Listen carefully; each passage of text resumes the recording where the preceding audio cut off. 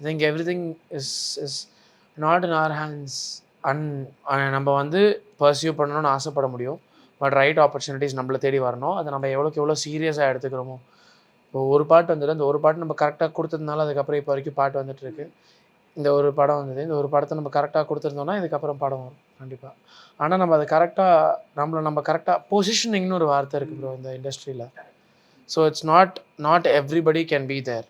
நம்மளோட கரியரை சீரியஸாக எடுத்துக்கலன்னா என்னால் இந்த படத்தில் வந்து even though it's my first film, I want to be through the process. நான் எடிட் அந்த மாதிரி விஷயத்துலலாம் அதெல்லாம் டேரக்டரோட கால். பட் எனக்கு ரொம்ப தெரிஞ்ச விஷயம் வந்து music. So I followed every single bit of it.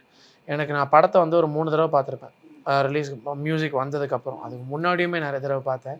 Dubbing அப்போ பார்த்தேன். டப்பிங்லேருந்து எனக்கு வந்து நாங்கள் ஒரு 4-5 தடவை கரெக்ஷன் டப்பிங்ஸே பண்ணிகிட்டே இருந்தோம். எனக்கு தோணிகிட்டே இருக்கும், இல்லை இந்த சீன் இன்னும் டெவலப் பண்ணலாம், இந்த சீனில் என்னென்னா நம்ம ஒரு படம் எடுக்க முடியும், அந்த படத்தை வந்து இன்னும் பெட்டராக்க முடியும்னா அது டப்பிங் தான், எடிட் டப்பிங். ஸோ இந்த மாதிரி ஃபேக்டர்ஸில் வந்து நம்மளால் கண்டிப்பாக பண்ண முடியும். ஸோ பண்ண முடியுன்றப்ப நம்ம அதை விடவே கூடாது, பண்ணிடணும்.